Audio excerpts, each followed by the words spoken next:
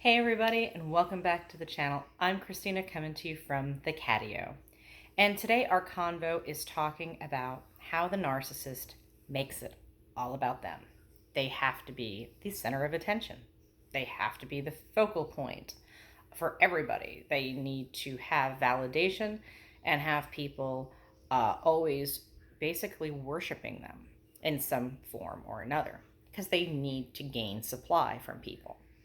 So, if you think back on your narcissistic abusive relationship, and I'm sure you've already heard people say in this community that when the narcissist will deliberately ruin holidays and birthdays and special events, and yes, they try to do that. It's either to get out of doing something that you might want to do or that might be important to you. If they don't want to do it and they don't feel that they can monopolize that situation and capitalize from that based on either gaining new supply, they will sabotage so that way you do not have to attend the event or gathering.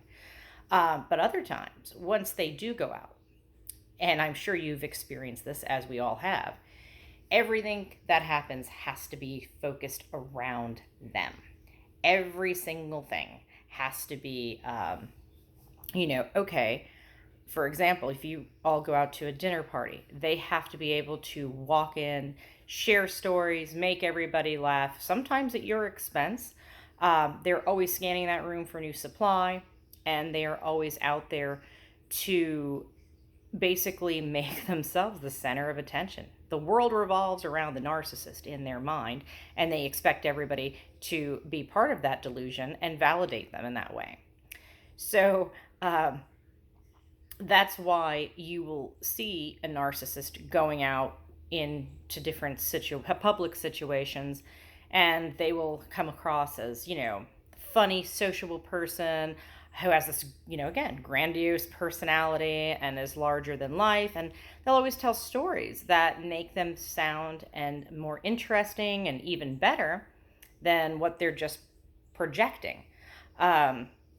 So other than that, I can give you an example of, the narcissist always having to be the center of attention and the main focal point in any conversation.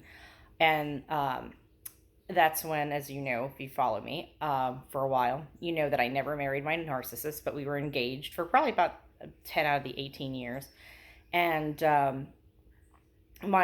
most people, when you hear of a marriage proposal, you would say, well, there's no way a narcissist how could they make a, wedding proposal all about them? Oh, trust me, they can, and they do it well. My ex-narc would go out on when he was still in his classic car hot rod phase. He would go out and scare himself and drive really fast. So he went out one day and was driving like a maniac and wrecked his 66 Mustang. And when he called me, of course, I got to the scene. He was not injured. And he was just sitting there on the curb. I honestly, and that was also one of the only few times I've ever seen the man later on that day actually cry, was for a car, not when his father died, not when any of the cats died, not when his grandmother died, but for a car, an inanimate object.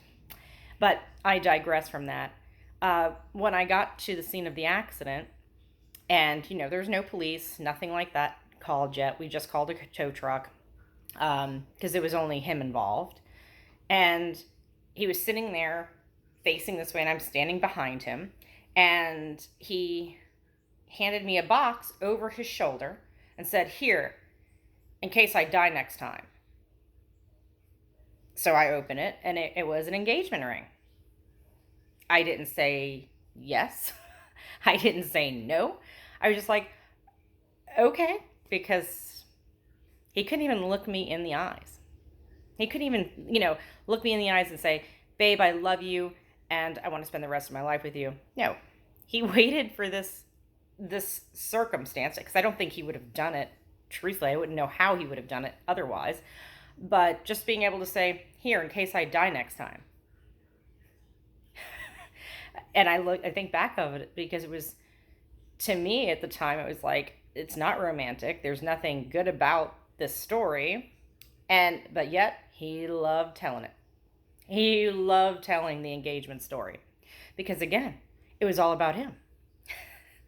And not only was it all about him, but then he got to actually talk about his car and go into details about what kind of car he had. Oh, and I was able to buy a new car with the money from the insurance claim and this and that. And so, again, it diminished me, diminished our love, diminished our relationship, but it uplifted him. And what are you going to do with the story like that? First of all, who even proposes like that? If you've just been in a car accident, you should be focused on your health. And that's what, are you hurt? No. He took the opportunity to somehow do something that would attach it to a story forever that would always be he was the focus. Never, there's not a part of the story that she said yes and I kissed her and we didn't even kiss. He didn't even put the ring on my finger. I just had it in a box. So, anyways, guys, I just wanted to hop on because, narcissists will make every situation all about them. And, I'm sure you guys probably have other experiences. Maybe the birth of your child with a narcissist. Somehow I'm sure they made it all about them. A family member passing. I'm sure somehow they interjected themselves and decided that situation was going to be about them because it can't be about anybody else.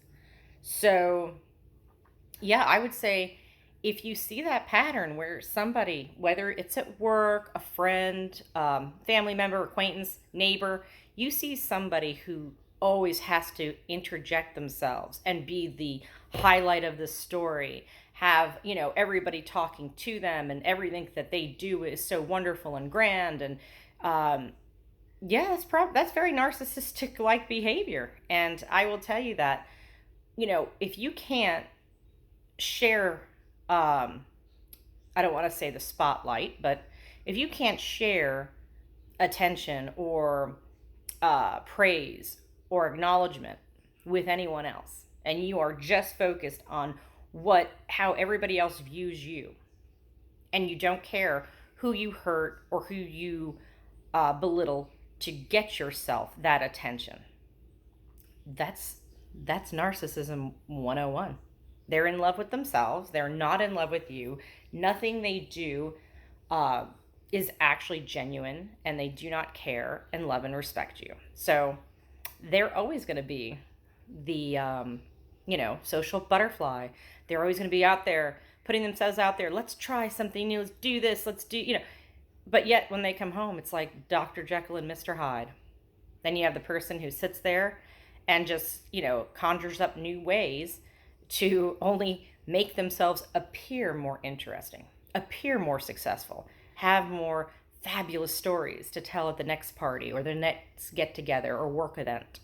So, anyways, I just wanted to hop on, though, and talk a little bit about how kind of ridiculous it is that the narcissist has to make every situation be about them and diminish everybody else's light.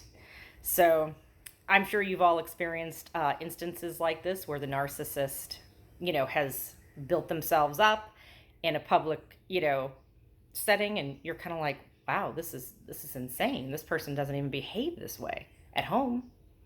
So if you've experienced it, I'd love to hear you drop some comments down below and let us know kind of your experiences of what they've done. So anyways, guys, if you like this video, please give it a thumbs up, like, subscribe, share, and definitely leave some comments. So until next time, you guys take care, have a great day, and I'll talk to you soon. Bye.